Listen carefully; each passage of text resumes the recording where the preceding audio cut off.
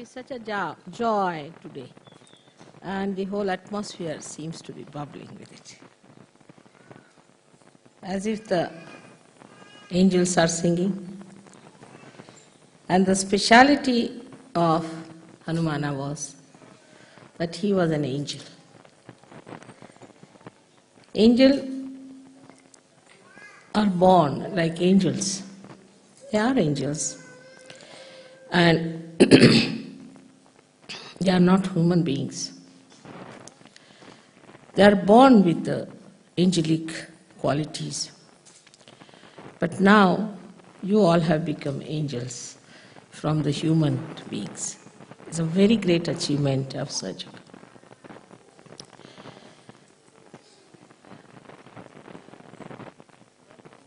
The qualities that are born with the angels are seen from their very childhood. Firstly, they are not afraid of untruth, falsehood. They are not worried as to what people will say to them, on what they will lose in life. To them, truth is their life. They breathe truth. And nothing else matters with them. This is the first great quality of an angel. They will go to any extent to establish truth, to protect the people who are in truth. It's such a wide range of these angels all over. So in the left side we have Ganas, on the right side we have angels, and translated in Sanskrit language or in any Indian language as Devdut, means they are the ambassadors of gods. So now you are the same. You are all angels now. Only thing, you are not aware that you are angels while they were aware from their childhood. If you know that you are angels, all your qualities will start shining through. And you'll be amazed that the quality of standing by the truth at any cost is so easily managed for you, because you have been given the right.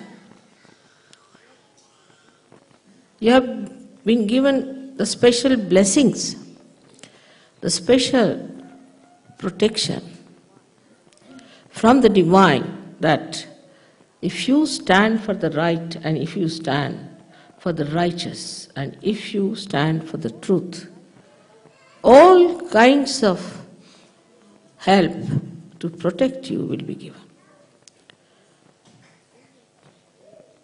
Angels are aware of this.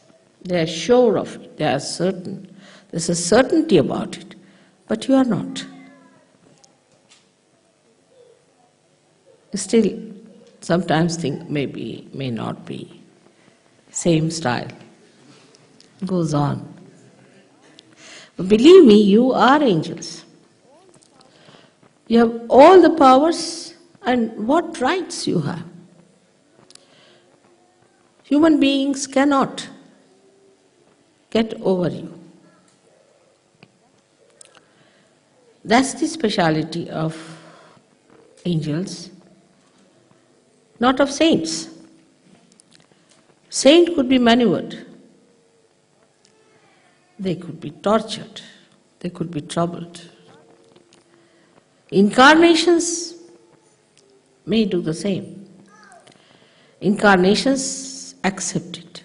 They want to have all these penances done to them so that they create an event in their life to express themselves in a more dynamic way. If there was no Ravana, there would have been no Ramayana. If there was no Kansa, there would have been no Krishna. So, the incarnations take upon themselves the problems and also the fight with the evil.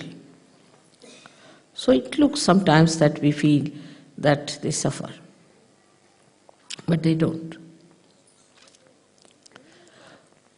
But the angels are a special category.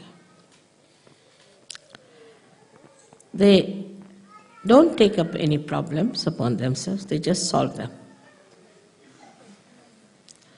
If there's a problem, it's the angels who solve for the saints as well as for the incarnations. And they have to be told sometimes that don't jump in just now. We are working out on the stage now. You will jump when we'll ask you. They are ready, standing at the door, just to jump in. So anxious. And they are fixed quantities. You can rely on them completely.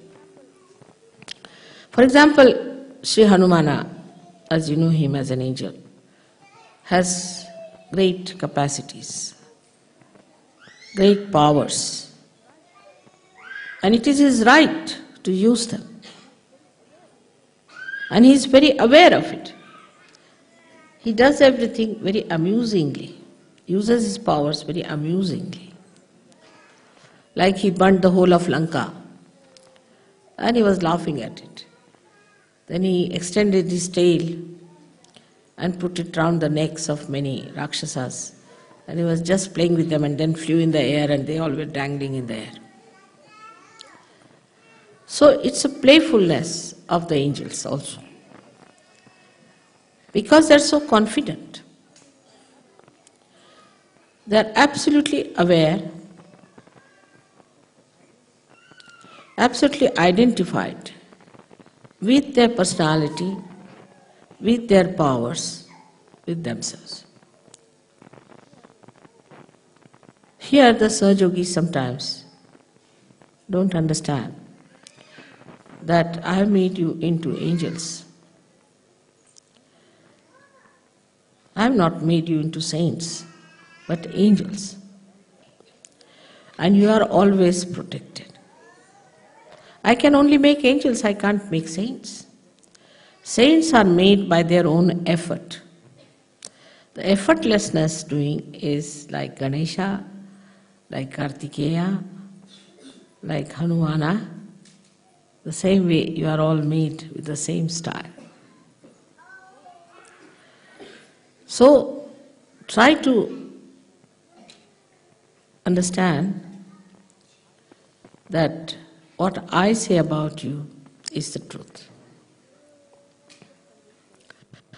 Kinds of conditionings work even through you people, though you are saints. And you don't know how to spread your wings. Still, sometimes I feel that the rebirth has taken place and they have all become like angels with wings. But as little birds, they still have to learn how to fly. But you must gain your confidence by your experiences which you have in Sahajyoga. As you were singing yesterday, miracles every day, miracles around you. These are done by the angels, and they try to convince you that you are one of us. Just join our company. So we have so many angels now sitting here. And why should not we think of transforming this world? And there's one more thing that you have other than the angels, because angels do not raise the Kundalini. They cannot. They are not bothered about it. They are there to kill, to burn, to suppress, to remove all the evil people around you. But they cannot transform. Angels cannot transform. So you have a greater right than they have in the realm of God, that you can raise the kundalini of people and you can give realization. But human conditionings are still sticking on. For example, I wore a ring the other day, and then my daughter started teasing me that, now, you must only show this finger all the time to people so that they see your ring. So, in the mundane human life, whatever we have, possessions, maybe powers, you see. For example, somebody is a man with some position, immediately you can make it out with his nose and lips the way they are turned upward.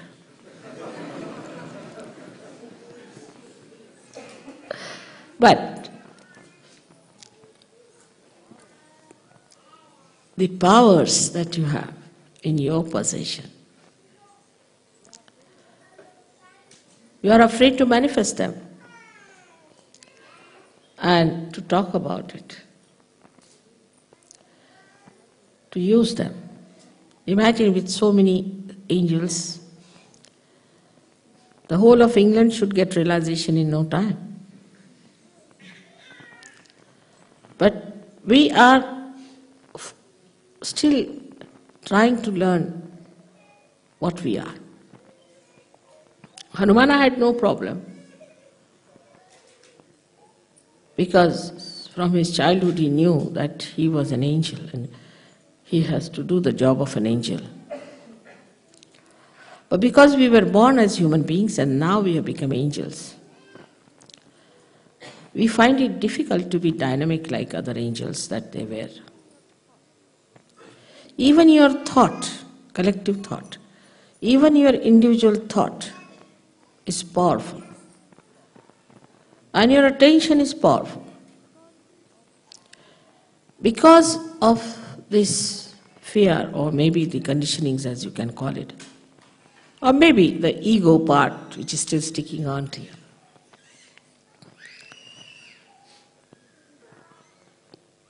you still hang around false things. And that force, that dynamism is not expressed. We can blame anything, like we can blame lethargy to some country, ego to some country, but now you have lost your countries completely. Now you have entered into the kingdom of God. You are in a country which has no bounds, which has no limitations. And then all these conditionings that are still lingering in you shouldn't bother you at all and shouldn't upset you or deter you from doing whatever is your job. Now imagine Hanumana as Gabriel had to go and tell Maria that there's a child which is the incarnation. The Savior is going to be born to you. She was a young virgin. To break such a news, which was horrible compared to the conditionings of those days, he did it. I have to do it, so I'll do it. If that's the order, I'll do it.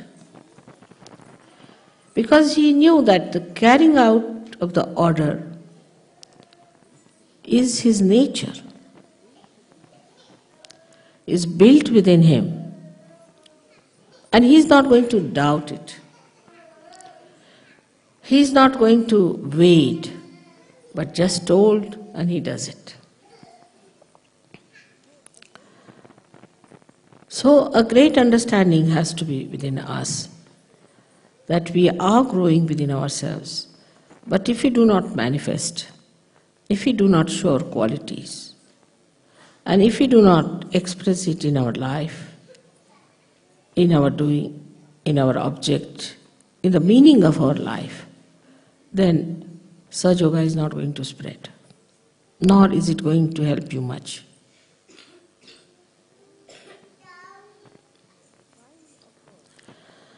The kind of work you have to do has no problems with it. I have problems, not you. You don't have to face problems. You go and talk to anyone, whatever you feel like. They will jolly well have to listen to you, I should say. But if they don't, they can't harm you. They can't do any harm to you. This is a very great protection you have. They cannot hinder your work. Coming to Sahajyoga is not what we have gained, what we have got. See, there are people who say, we've done so much for Sahajyoga. And what Sahajyoga has given us? It has given you self-realization. It has given you the angel status. I mean, you try anything else. Can you get the status of an angel? You cannot. Sahajyoga has given you that status. So, what more do you want? It was never possible before. Believe me, impossible situation. If it was possible in any way, then Gyaneshwara would not have taken his samadhi at such a young age. And Kabira would not have said, oh God, what am I to do? This world is blind. So you have that subtle power within you that you can work out on people's kundalini without even they knowing about it.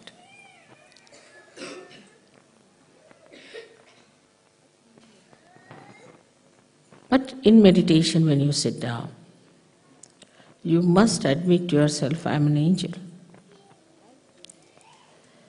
And as being an angel, I have no attachments with anything else but with God's work.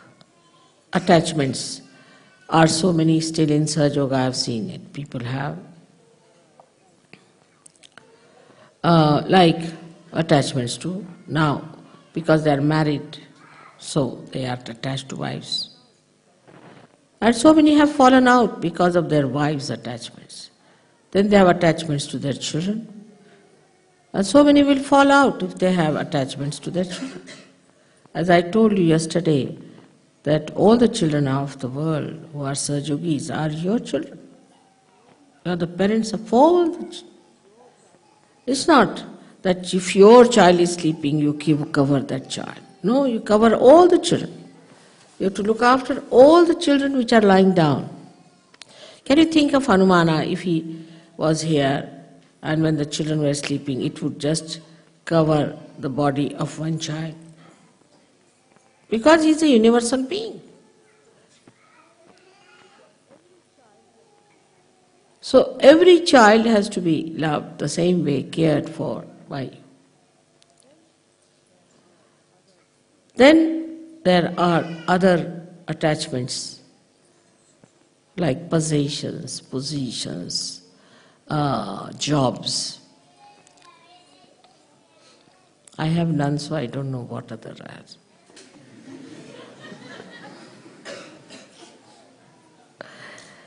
Except for when I see you so much lovingly coming to the station, then the whole heart becomes like an ocean, I think, and just starts like a big swell of a tide like that. I see that. And then when I have to leave you again, it recedes back like a sea, which is now receding. It's something like you see the moon and the sea starts reacting to the beauty of the moon the joy of the moon, the love of the moon. Then I see the love that is, you see, in a nest where a bird is feeding its young ones. Then you see this love in the sky. Then you see this love in your heart. And only thing that you can describe is the feeling of tremendous ocean of joy within you, just flowing out.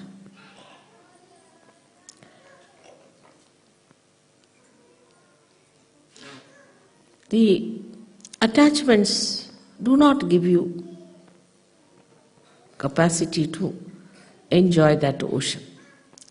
If you are standing on the shore, how will you enjoy the ocean? You have to jump into it. But you have got your anchorage onto different things, so you can't jump in. And you are so safe. You know how to swim. You know how to kill a shark. Even one sight of yours is sufficient. But because you are not aware, it is not acting. Absolutely, this is the case.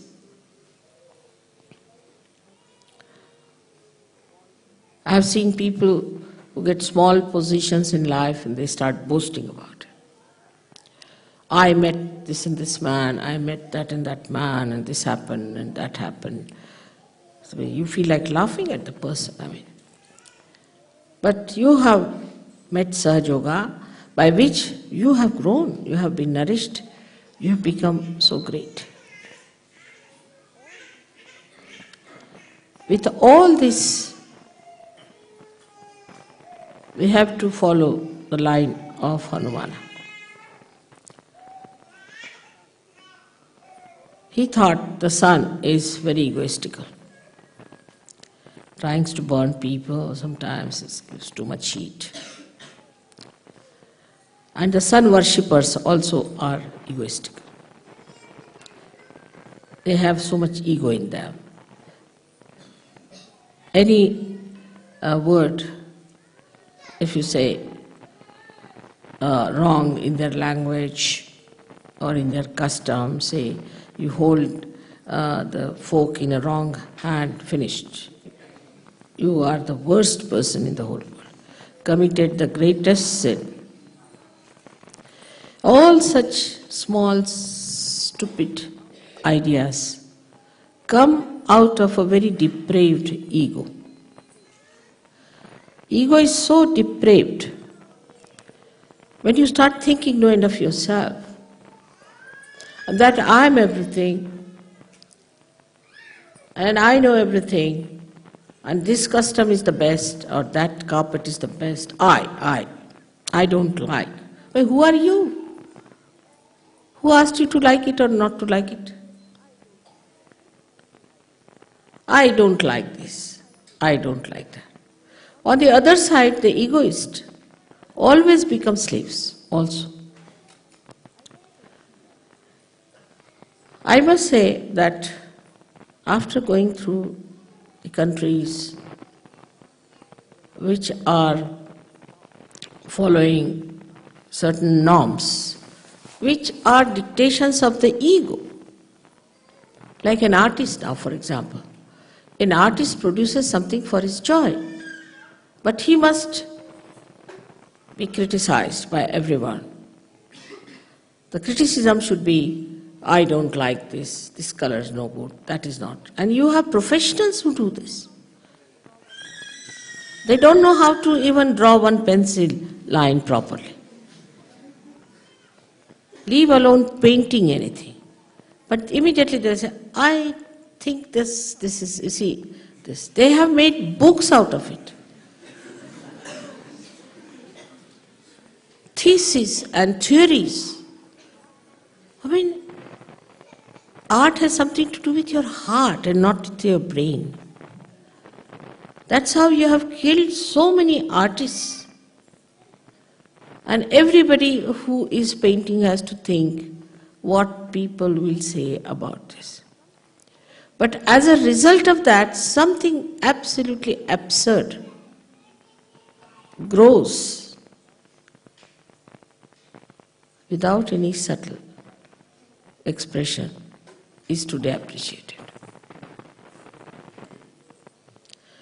This is because of our ego, which has suppressed every proper, spontaneous, living growth of our thought, of our art, and of our life.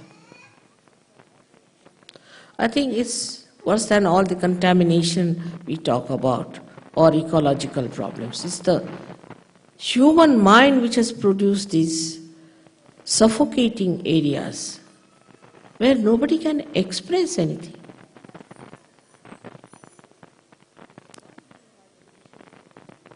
And the one who has a greater ego dominates. This book has been written by such and such person. You meet that person, you feel like jumping in the sea. So everything written is not a Bible, and those mostly who write are people whom you should never meet without a barge pole. So anything that is expressed, you see, say in a dress or in relationship with your children, in relationship with your teacher, relationship with anyone, has to be so and so and so.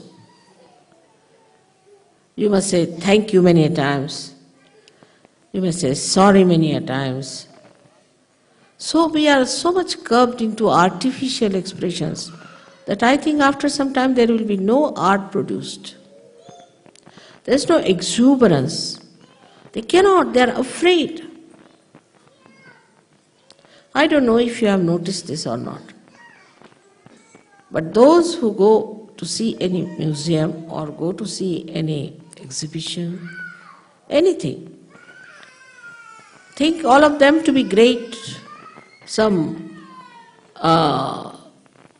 divine personalities, that they can judge everyone. Through the agya that we judge, that is what Hanumana wanted to eat once for all. There's the movement of the agya which goes right and left, you see, which makes us express our so-called nonsensical personality of an ego, is the one that he tried to control and eat it off. As I eat bhoots, perhaps he was eating this sun. But for an angel, it is important to know that there is no ego within you. There are some sahajyogis who say, Mother, I didn't want to do too much of sahaja work because my ego will come up. Many. I don't want my ego to express it. But why do you want your ego to be destroyed? For what? For sahaja work, isn't it? What a vicious circle it is. That we say that we want to keep ourselves in the background because our ego should not develop. You are just thinking about yourself. What about sahaja? So nowadays the trend is, better be on the safe side. Because they have seen some people who were very egoistical, who were very dashing about sahaja, who tried to show off, had to fall. So another trend has started, I feel, in sahaja, that better be on the safe, you see.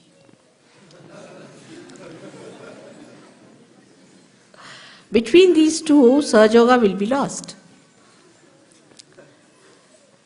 So if you know you are angels, you will have no ego. Anybody who knows that is his nature to do something, like Today my husband was praising me, saying that it is you who has done it. I said, not me, it's not me. He said, how do you say it is not you? Because I said it is innately built in them, a seed. If it is planted in the Mother Earth, then it sprouts. In the same way, they have innately built within them, their kundalini is sprouts. So how is it I have done? But he said, but the Mother Earth has done it. I said, no. It's the quality in Mother Earth which is built in has done it.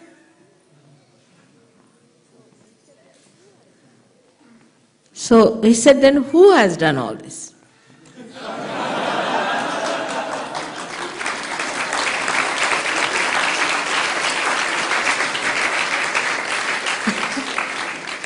So I said it's done by Adi-Shakti, agreed. But sahajyoga is not done by Adi-Shakti. She has created these powers in everyone which works out. But sahajyoga is not. Sahajyoga works through the innate qualities that are in the Mother Earth and that are in the seed. So I'm here not as Adi-Shakti.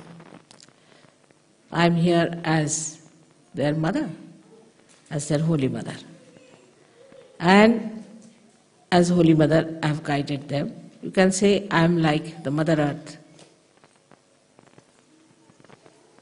who sprouts the seeds.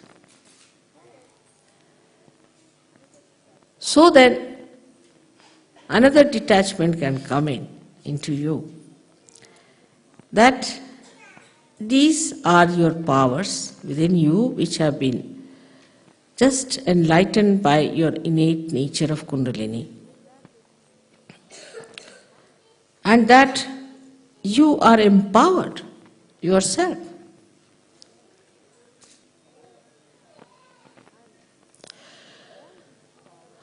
And all this power that is within you is only told by me that it is within you. You see for yourself, only like a mirror, I am telling you, you are this. See for yourself. So how can I take any credit for it? So you can even have detachment to understand that the powers that we have is for Sahajyoga, as Mother has powers to work for Sahajyoga.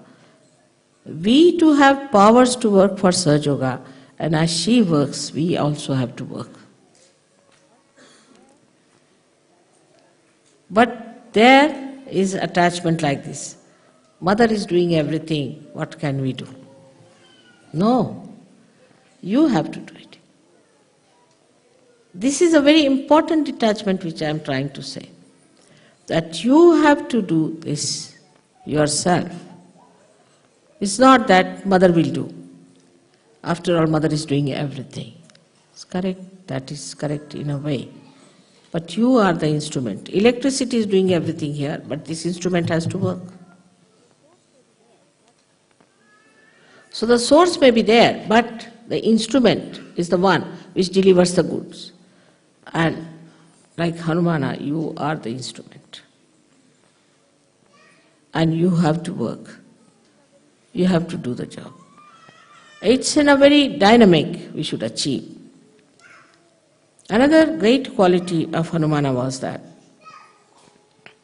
he was very alert and that he was beyond time. When you eat off the sun, where is the time? He was beyond time. Because of that, everything he did very fast.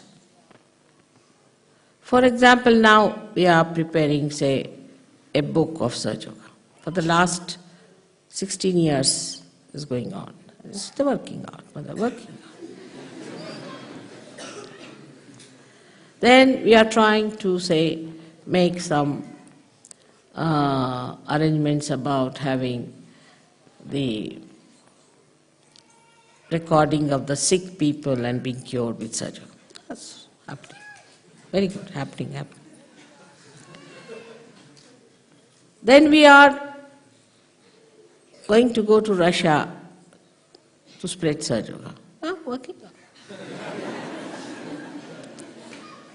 All the devils have reached there, but the angels are still working it out. Very patient angels. So, one of the qualities of Sri Hanumana was that he was a fast person. He would do the work before anybody could do it. He was outbeat. It's all right to fight in Trafalgar and win and defeat Napoleon. But in the field of dharma and the field of Sahajyoga, I find people don't understand the importance of time. We are delayed master and dilatory habits we have. All right, I'll telephone, I'll find out, it will happen. This is one of the greatest defects we have, which we have to learn from Hanumana, that Rama wanted to send word. So he sent his ring with Hanumana. Rama could not do that fast.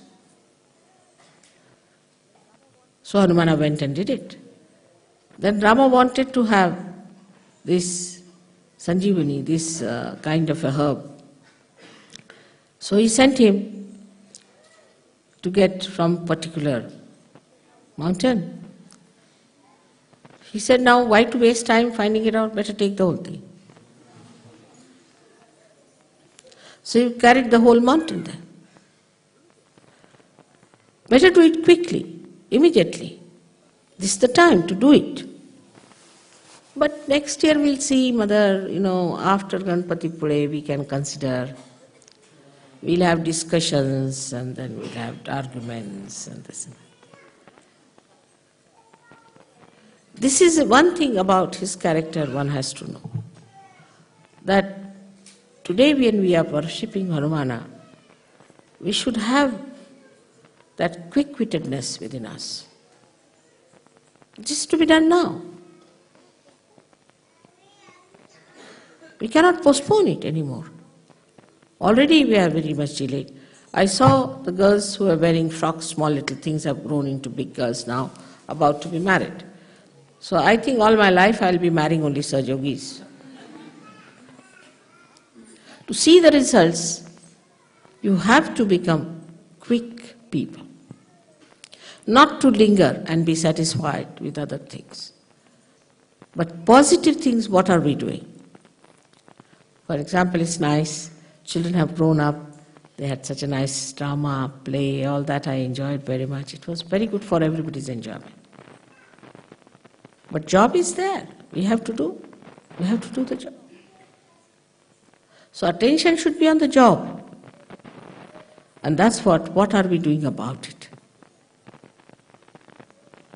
I was happy that a suggestion has come from America about making a video film and things like that. And then there are obstructions. How are we going to get money? What is going to happen? You just start it, you will get it. You have powers. Everything will be synchronized properly. You just start doing it. But if you behave like human beings, first think, then plan it out, and then cancel it.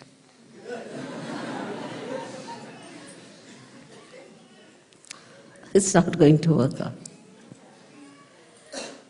Though Hanumana is running on the Pingala Nadi all the time, what he does is to spoil our plans. Because instead of him, we run on the Pingala. He says, all right, you running it, I'll put you right. So he sidetracks all our plans all the time. That's how all our planning fails. We are particular about timing, about things of no importance.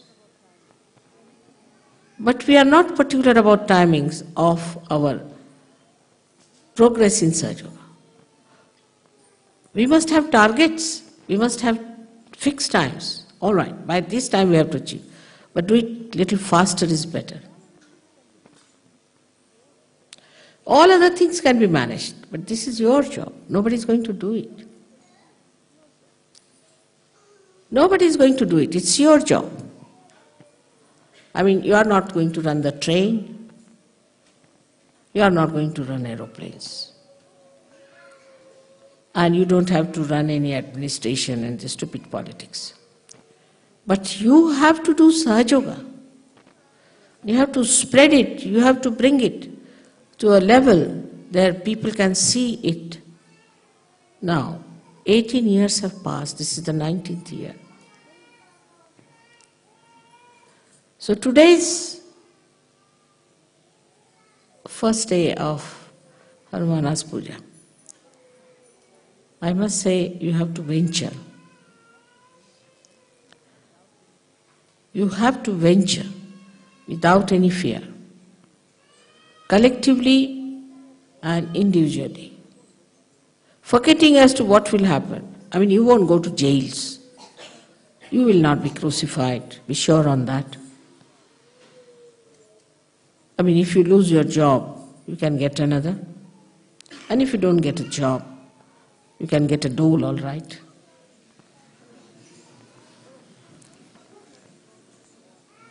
So, you don't have to worry about all useless things which human beings sit down and worry. But despite that, they achieve work. They do their jobs. And how much they are wedded to it, I am surprised. I have seen it in my family.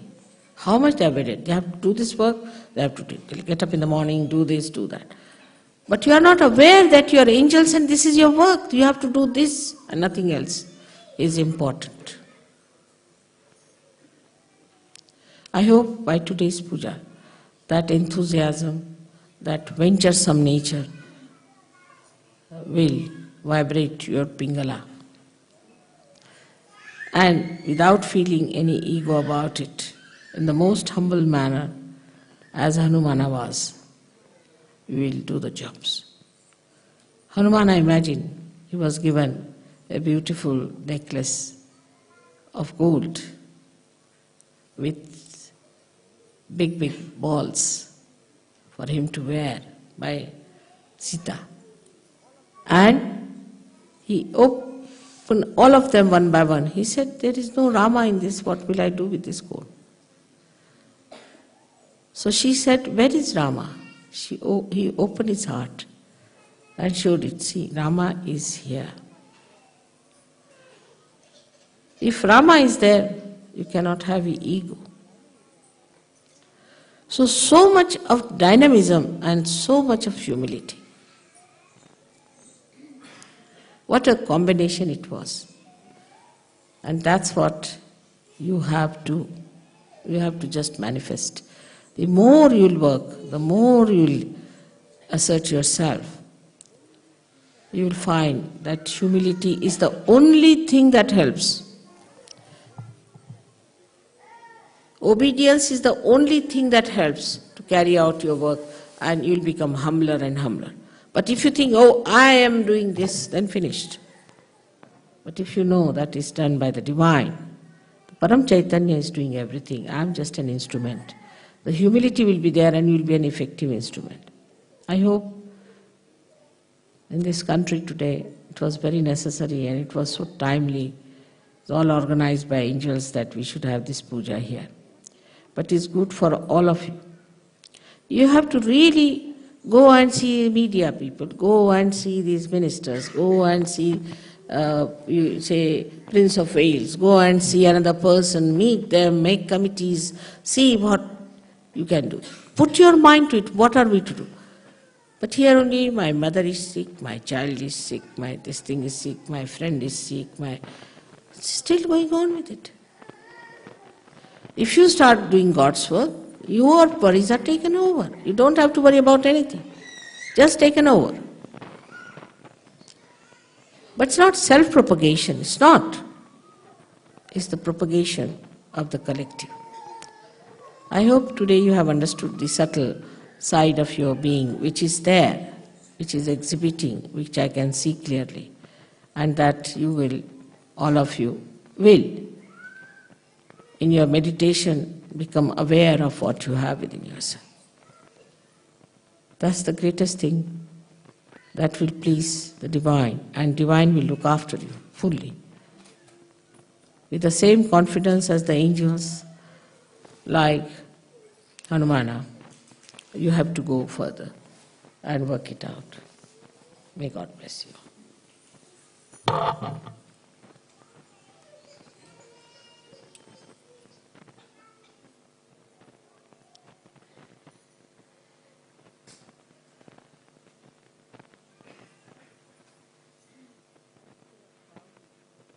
Point I have to say about the ego part is this, which is really the problem in the West, why people have so much ego than Indian people have. One of the things is that the right side is, as I have told you many times, like an accelerator. The left side is like the brake. So if the Muladhara is not in control, if the brake is not all right, naturally the accelerator cannot be controlled. So basically our Muladhara should be brought down and must be put right. You should work very hard to do that. If your brake is established, then whatever work you do for Sahajyoga, you will not get into ego practices. And ego cannot anymore control you.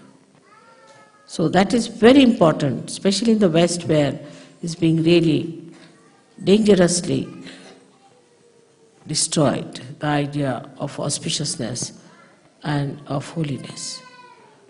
So that is the power of any angel, and that has to be fully established within us. And then on that power will work out, which gives you discretion, which gives you egolessness. I hope today both these things will work out within us in such a manner that we really become absolutely self-confident, realized souls whom I call as angels of modern times.